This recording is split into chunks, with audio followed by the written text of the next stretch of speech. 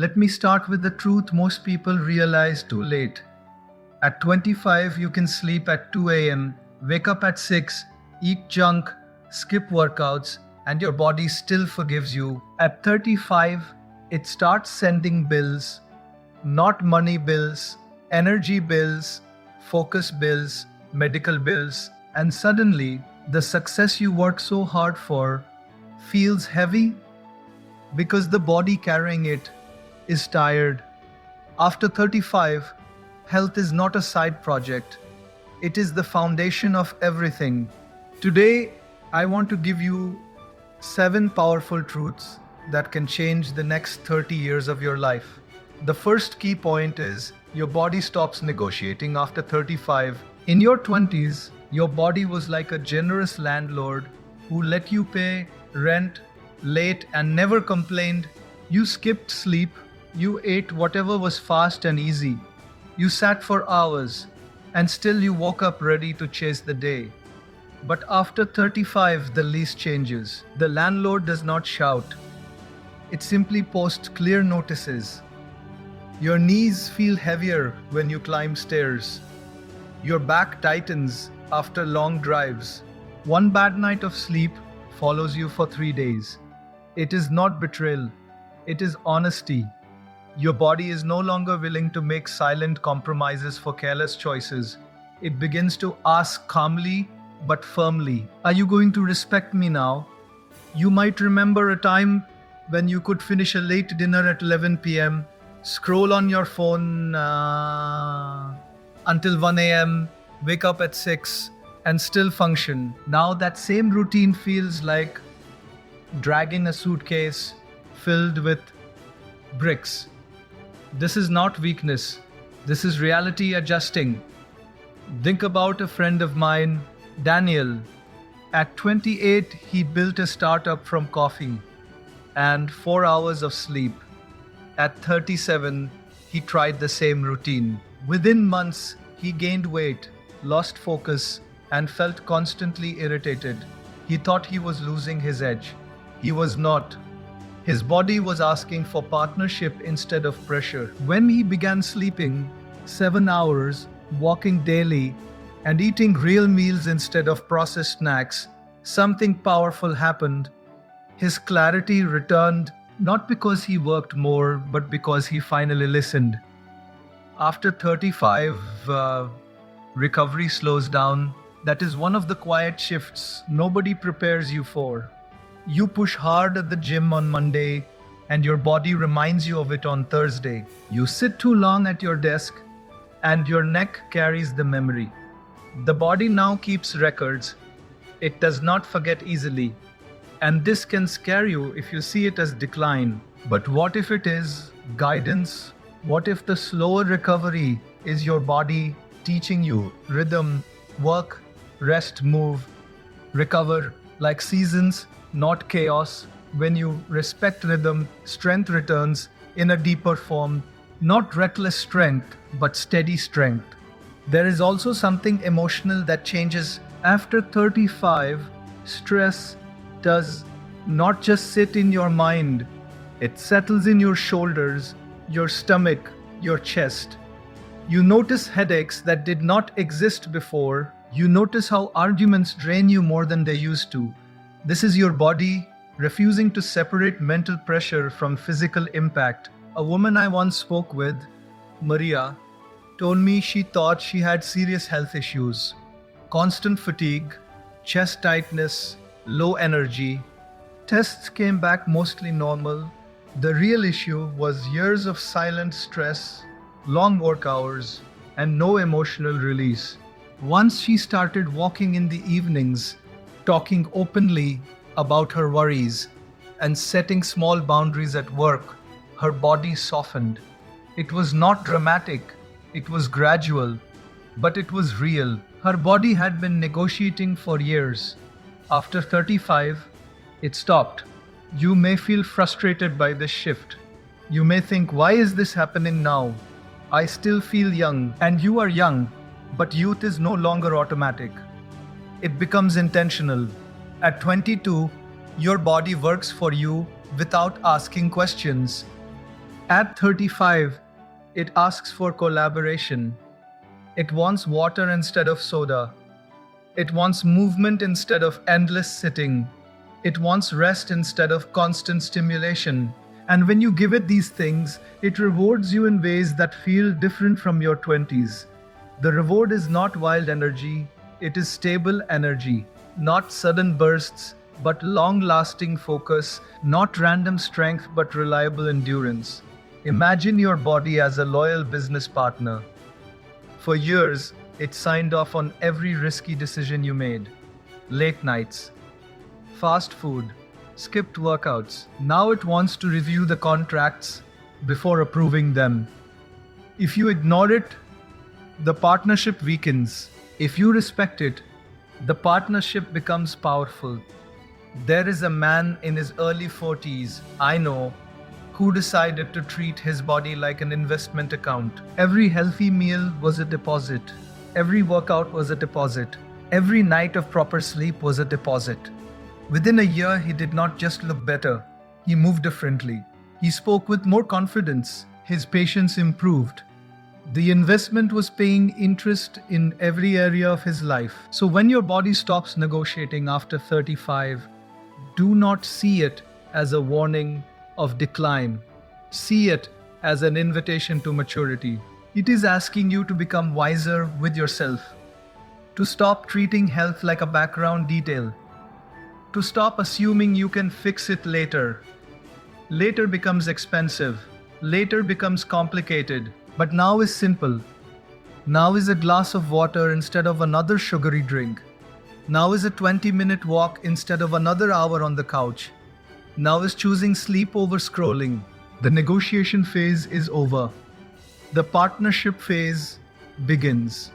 And the way you respond in this phase quietly shapes the strength, clarity, and freedom you will carry into the next decades of your life. The second key point is energy is the new currency. After 35, you begin to realize that money can solve many problems, but it cannot buy back a drained morning or a foggy mind. You wake up, and before your feet touch the floor, you already know what kind of day it will be, not by your calendar, but by your energy. Some mornings feel clear and steady, like a calm lake. Others feel heavy, like walking through wet sand. And slowly, you understand something powerful. The quality of your life is directly tied to the quality of your energy, not your income, not your title, not your followers. Your energy. When you were younger, you could borrow energy from tomorrow. You stayed up late, pushed through exhaustion, drank another cup of coffee, and told yourself you would recover later. After 35, that borrowing comes with interest. The tiredness lingers. The impatience shows up in small conversations. The spark you once had feels dim. A friend of mine, Marcus, climbed the corporate ladder quickly. By 39, he had the salary he once dreamed about. But every evening, he sat in his car for 10 minutes before going inside his home, trying to gather the energy to smile at his kids. He thought success would make him feel powerful. Instead, he felt depleted. The problem was not his ambition. The problem was that he treated energy like it was endless. Energy is not just physical strength, it is emotional fuel. It is mental sharpness. It is the ability to stay calm when things go wrong. When your energy is high, you handle criticism with maturity. When it is low, even small comments feel like attacks. After 35, you cannot afford careless leaks, negative conversations, poor sleep, processed food, endless scrolling. These are not harmless habits anymore. They are quiet withdrawals from your account. And many people are financially responsible but energetically bankrupt. They bud, get dollars but waste vitality. Think of energy like the battery in your phone. When it is at 90%, you use apps freely. You navigate, you connect, you create. When it drops to 10%, you panic. You dim the screen. You close apps. You search for a charger. But in real life, many people live at 10% and call it normal. They accept constant fatigue as part of adulthood. They joke about being tired all the time. They wear exhaustion like a badge of honor. But deep down, they miss the version of themselves that felt alive, that laughed easily, that focused deeply, that had patience. I once spoke to a woman named Elaine, 42 years old, who ran a small bakery. She loved her work, but she was always tired. She blamed age. She blamed stress. Then she made small changes. She started walking for 20 minutes before opening the shop. She replaced sugary snacks with balanced meals. She committed to sleeping before 11 p.m. Within months, her customers noticed something before she did. "You look different," they said. She was not just less tired, she was brighter, more present, more patient with her staff.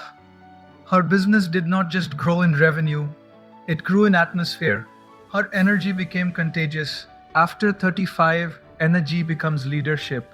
Your family feels it, your coworkers sense it.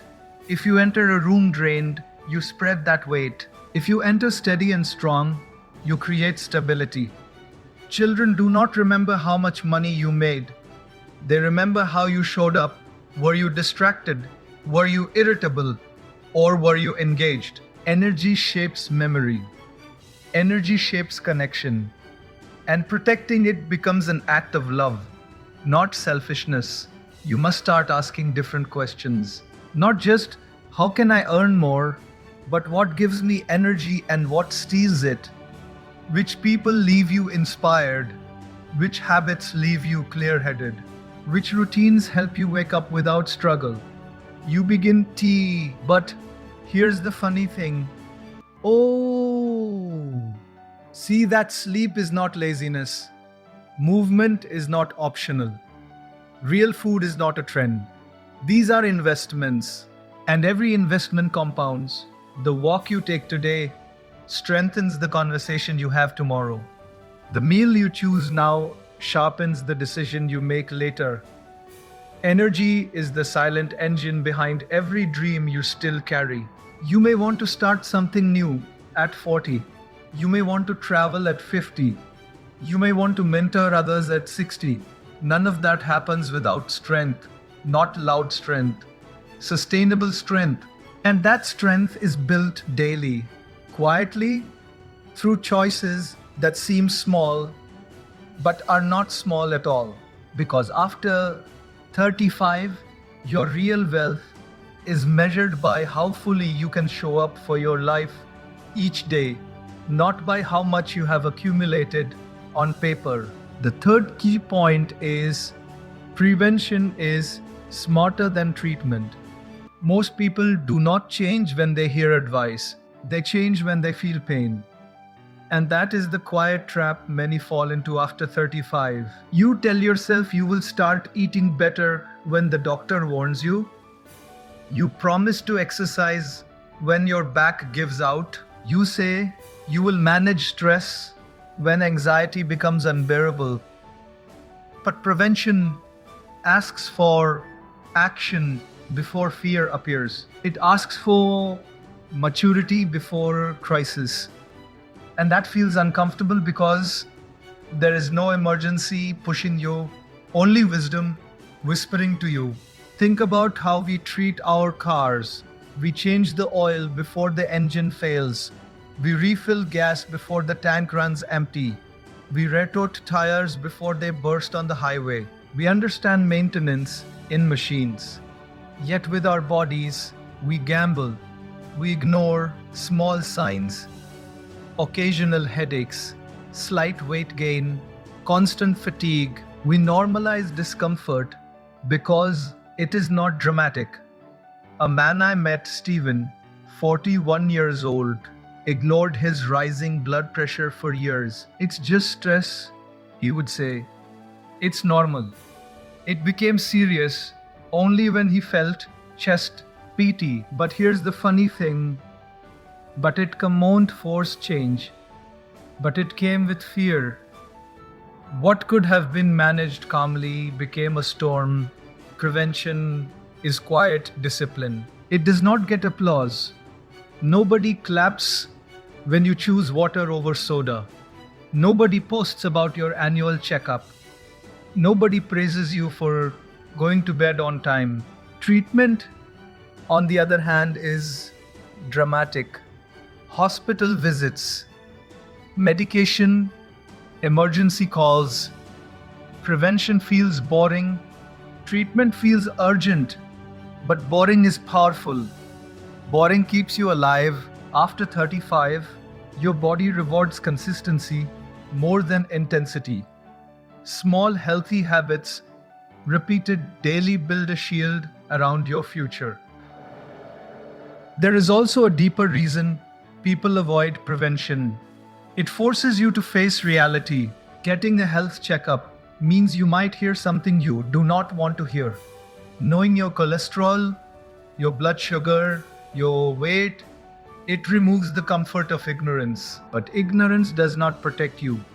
It only delays the conversation. A woman named Kala once shared how she avoided medical tests for years because she feared bad news. When she finally went, her doctor told her she was on the edge of developing diabetes. Not in crisis, not too late. On the edge, that early knowledge changed everything. She adjusted her diet, began walking daily, and within months her numbers improved. She told me, "The truth scared me for one day. Ignoring it would have scared me for a lifetime." Prevention is not about living in fear of illness. It is about living in respect for your body.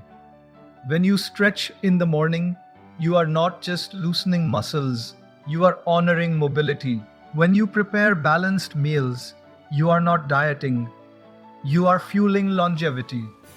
When you take mental breaks from stress, you are not being weak, you are protecting your heart. Prevention shifts your mindset from reacting to leading. You become proactive instead of defensive. You guide your life instead of waiting for it to push you. After 35, time moves differently. Years pass faster, responsibilities grow heavier, and it becomes easy to say, "I don't have time." But treatment steals far more time than prevention ever will. Doctor visits, recovery days, medication routines, fatigue that slows your productivity. The time you think you are saving by skipping workouts or ignoring symptoms often returns multiplied. A father of 3 once told me he avoided exercise because he was too busy providing. Then a minor health scare forced him to rest for weeks. During that time, he realized something painful. He had not been too busy. He had been postponing what mattered. Prevention is an act of self-respect. It is you telling yourself, "I matter enough to take care of this now." It is maturity choosing long-term strength over short-term comfort. It is understanding that your future self is watching your current decisions. And after 35, the distance between today's choices and tomorrow's consequences becomes shorter. What you ignore whispers today and shouts later. What you nurture quietly strengthens you in ways that may never make headlines, but will shape how you walk, breathe, think, and live in the decades ahead. The fourth key point is stress is the silent thief. It does not knock on your door. It does not announce its arrival. It slips in quietly through unfinished conversations, tight deadlines, financial pressure, family responsibilities, and the constant noise of the world. After 35, stress does not just stay in your thoughts. It settles into your body. It hides in your shoulders. It stiffens your neck. It sits heavy in your chest. And because it arrives slowly, you begin to think this tension is normal. You call it adulthood. You call it responsibility. But your body calls it overload. When you were younger, stress felt like a short storm. You argued. You felt obsessed. You moved on. Now it lingers. A harsh email can stay with you for hours. A financial worry can follow you into your sleep. You wake up tired, not because you did not sleep long enough, but because your mind never truly rested. A man named Jonathan once told me he felt exhausted every morning, even though he slept 7 hours. When he started tracking his days, he noticed something. He never allowed himself a mental pause. From the moment he woke up, he checked messages. During lunch, he scrolled through news. Before bed, he replayed problems in his head. His body was in constant alert mode. No physical fight was happening, but internally, he was always preparing for one. Stress after 35 becomes heavier because your responsibilities are heavier. You are not just thinking about yourself, you are thinking about your children, your parents, your career stability, your future. And that weight, if not managed, becomes physical. Your heart beats faster, your breathing becomes shallow, your patience shortens. Small issues trigger big reactions. You snap at people you love, not because you are cruel, but because you are stretched thin. And then guilt adds another layer of stress. It becomes a cycle that feeds itself quietly. I once met a woman named Priya who ran her own consulting firm. On paper, her life looked stable, but she constantly felt a tightness in her chest. Doctors found nothing serious. Eventually, she realized her body was reacting to years of unspoken pressure. She never said no. She accepted every client. She handled every family issue. She believed strength meant absorbing everything. But strength without boundaries becomes self-destruction. When she began saying no to small things, when she scheduled one evening a week with no phone and no work talk, her body slowly relaxed. Not overnight, slowly, like a clenched fist gradually opening. Stress is not always loud. Sometimes it is the quiet habit of always being available, always responding instantly, always responding instantly, always carrying other people's emotional weight. After 35, you cannot afford to be everyone's emergency contact. Your nervous system is not built for constant alarms. Think of stress like leaving your car engine running all day. Even if you are not driving, the fuel drains, the parts wear down. You may not see the damage immediately, but inside, something is overheating. Your body works the same way. Continuous tension wears you down from the inside. There is also a mental pattern many people develop. They believe worry equals responsibility. If they stop worrying, they feel careless. But worry does not solve problems. Clear thinking does. And clear thinking requires a calm mind. A father once told me he stayed up late worrying about his family's future because he wanted to be a good provider. But the next day, he was irritable and distant because he was tired. His intention was love. The result was tension. When he began practicing simple breathing exercises before sleep and limiting late night screen time, he noticed he could think more clearly about solutions during the day. Calm gave him better answers than worry ever did. After 35, managing stress is not a luxury. It is maintenance. It is as important as eating well or exercising. It might look simple, walking without headphones, sitting quietly for 10 minutes, having honest conversations instead of holding everything in, laughing without checking your phone. These small actions tell your body you are safe. And safety allows healing. Your mind and body are deeply connected. When your mind feels attacked all day, your body prepares for battle. When your mind feels steady, your body softens. And in that softness, your strength begins to rebuild in a way that is quiet, stable, and deeply rooted. The fifth key point is Saint rest is not about looks, it is about longevity. After 35, the mirror becomes less important than the staircase. You stop asking, how do I look? And life starts asking, how well can you move? Can you bend without discomfort? Can you lift your child without straining your back? Can you walk long distances without searching for a place to sit?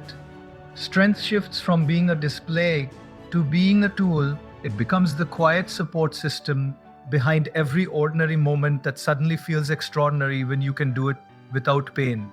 When you were younger, strength often meant appearance, bigger arms, flatter stomach, visible definition. It was about how others saw you. But after 35, your priorities begin to change. You start valuing how you feel when you wake up, whether your knees cooperate when you stand, whether your shoulders ache after carrying groceries. A man named Robert, 44 years old, once told me he stopped going to the gym because he no longer cared about building muscle. I am past that phase, he said. A year later, he struggled with back pain from simple tasks. When he returned to strength training, not to look impressive, but to feel capable, he noticed something powerful. His confidence returned, not from competence, but from competence. Strength after 35 is about protecting your independence. Every muscle you maintain is like a savings account for your future self. You are not training for next summer. You are training for the next 20 years. Think of muscle as armor for your joints, as support beams for your posture, as shock absorbers for daily life. Without strength, small movements become heavy tasks. Getting off the floor becomes difficult. Carrying luggage becomes exhausting. These are not dramatic losses. They are gradual. And because they are gradual, many people do not notice until they feel limited. I once spoke with a woman named Angela who avoided strength training because she believed it was only for athletes or younger people. She preferred light activity and thought that was enough. At 48, she found it hard to climb stairs without holding the railing. That moment changed her mindset. She began lifting light weights twice a week. Nothing extreme, just consistent. Within months, she felt steadier, more balanced. She told me something that stayed with me. I don't feel stronger to impress anyone. I feel stronger to rely on myself. That is the kind of strength that matters. There is also a mental strength that grows alongside physical strength. When you commit to moving your body regularly, you send a message to yourself. I am worth the effort. You build discipline quietly. You build resilience. You learn to push gently past comfort without harming yourself. After 35, workouts are not punishment, they are practice. Practice for carrying responsibilities. Practice for staying upright during long days. Practice for aging with dignity instead. But here's the funny thing, add a fear. The body and mind train together. When one grows stronger, the other follows. Many people fear injury or believe it is too late to begin. But strength does not demand perfection. It asks for patience. Start with bodyweight movements. Start with walking. Start with stretching. Strength is not built in one dramatic session. It is built in steady repetition, like planting seeds and watering them regularly. A father I know began doing simple squats every morning while his coffee brewed. At first it felt small, insignificant. Months later, he noticed he no longer felt stiffness when playing with his children. That small daily habit created a quiet transformation. After 35, strength becomes respect for time. You realize that aging is not the enemy, neglect is. Your body is designed to adapt, to rebuild, to respond. But it needs stimulus, it needs movement, it needs challenge, not extreme challenge, just consistent engagement. And when you embrace strength as a path to longevity rather than appearance, your relationship with your body changes. You stop criticizing it. You start supporting it. You stop chasing unrealistic images. You start building real capacity. And capacity is what carries you forward. Through busy days, through changing seasons, through the years that will test not how you look, but how well you can continue to live fully and independently. The 16th key point is your habits become your future. After 35, life stops feeling like a rehearsal. It feels real. The small choices you repeat every day no longer disappear into time. They begin to shape it. At 22, you can skip sleep for a week and bounce back. At 35, 1 week becomes a pattern, and that pattern becomes your new normal. Your body keeps score, your mind keeps memory, and the quiet routines you practice when no one is watching slowly design the years ahead of you. Habits are not dramatic. They are almost invisible. That is why they are powerful. A single sugary drink does not change your life. A single missed workout does not define you. But daily repetition creates direction. Think of a plane leaving Los Angeles. If it shifts only a few degrees, it does not feel different at takeoff. But hours later, it lands in a completely different city. Your daily habits are those small degrees. Slight adjustments in food, sleep, movement, and mindset may feel minor today, but they quietly determine where you land in your 40s, 50s, and beyond. I once knew a man named Eric who always said he would start next month. Next month he would exercise. Next month he would reduce late night snacks. Next month he would manage stress better. Months turned into years. By 43, he felt older than his age. Nothing dramatic had happened.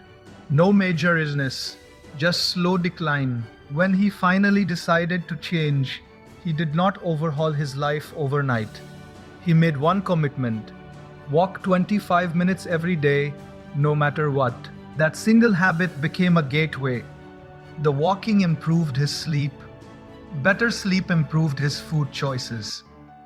Better food improved his mood. One small habit began to rewrite his future. After 35, your habits either build resilience or build weakness. They are like bricks. Every choice is a brick placed in the structure of your life. If you place strong bricks, balanced meals, regular movement, mindful rest, you create a solid foundation. If you place fragile bricks, constant stress, poor sleep, processed food, you create cracks that appear later. The dangerous part is that cracks do not show immediately. They develop quietly. And because they are quiet, they are easy to ignore. There is also the emotional habit of how you speak to yourself. After 35, self-talk becomes deeply rooted. If you constantly say, "I'm too old to start," or "this is just how my body is now," those words become internal commands. But if you say, "I can improve," or "I can adjust," you create possibility. A woman named Lisa once believed she was not an active person. That was her identity.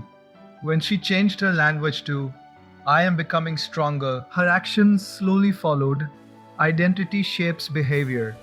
Behavior shapes habit. Habit shapes future. Your environment plays a role too. The snacks in your kitchen, the people you spend time with, the shows you watch late at night. These small surroundings quietly support or sabotage your habits. After 35, you must become intentional about your environment. If healthy food is visible, you eat better. If your walking shoes are by the door, you move more. If you surround yourself with people who value wellness, your standards rise. You do not need extreme discipline when your environment supports your goals. And here is the deeper truth. Habits are a form of self-respect. They are daily votes for the kind of person you want to become. Every time you choose a healthy action, you reinforce the belief that your future matters. Every time you ignore your well-being, you send the opposite message. Every time you ignore your well-being, you send the opposite message. After 35, the gap between your habits and your outcomes becomes shorter. What you repeat today shows up sooner than you expect. Your future is not waiting somewhere far away. It is quietly forming in the routines you practice this week, this month, this year. The seventh key point is wealth means nothing without health. This truth often arrives quietly, not as a dramatic realization, but as a strange emptiness in moments that were supposed to feel victorious. You reach a milestone you worked years for, and instead of joy, you feel tired. You sit in a beautiful room you dreamed about owning, yet your body aches in ways you did not expect. Money fills the space around you, but energy fills the space around you. But energy fills the space within you, and without that inner strength, even success feels heavy to carry. Many people believe they will enjoy life once they arrive, once the business stabilizes, once the house is paid off, once the children grow older. But arrival is not a destination, it is a condition of the body and mind. A man named Thomas once shared how he spent his 30s building his company, skipping meals, ignoring sleep, pushing through constant stress. By his mid-40s, he had financial freedom. He also had chronic fatigue and limited mobility. Vacations became recovery trips. Achievements became recovery trips. Achievements became reminders of what his body could no longer fully enjoy. He did not regret his ambition. He regretted sacrificing his health without realizing the cost. Health is what allows wealth to be experienced, not just possessed. It is the difference between owning a home and enjoying mornings in it, between having children and having the strength to play with them, between traveling and actually walking through new places without discomfort. Without health, wealth becomes a collection of things you admire from a distance. With health, even simple moments feel rich. A walk at sunset, a clear morning mind, a pain-free body rising from bed. These are luxuries money cannot replace. There is also an emotional side to this truth.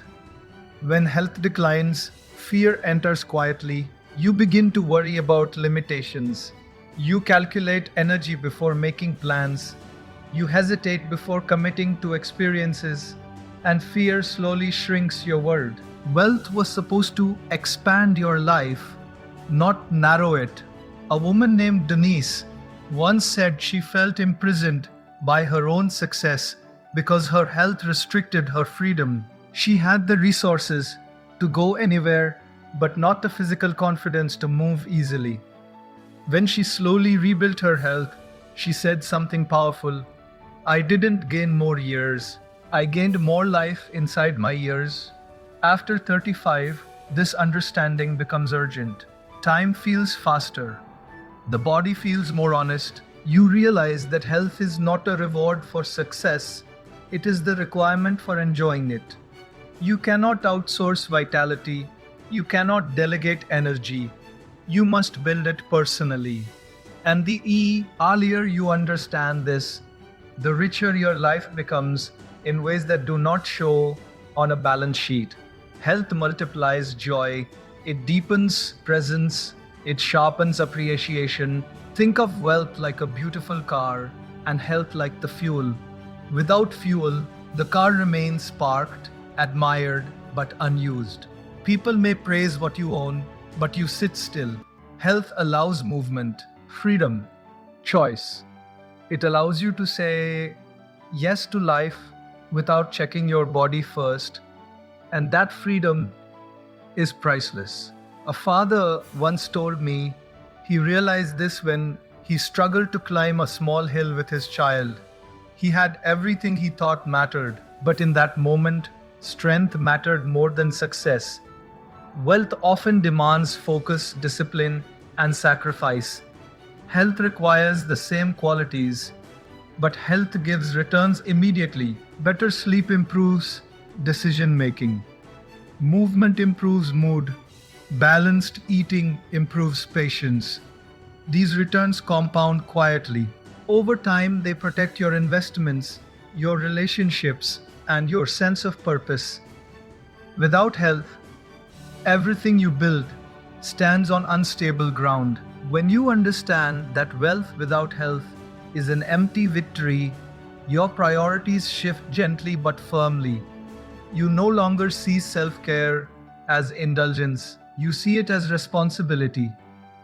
Responsibility to your future self, responsibility to those who depend on you, responsibility to fully live the life you're working so hard to create. And this understanding does not arrive as fear, it arrives as clarity. There comes a point in life when you stop chasing everything outside and begin paying attention to what is happening within.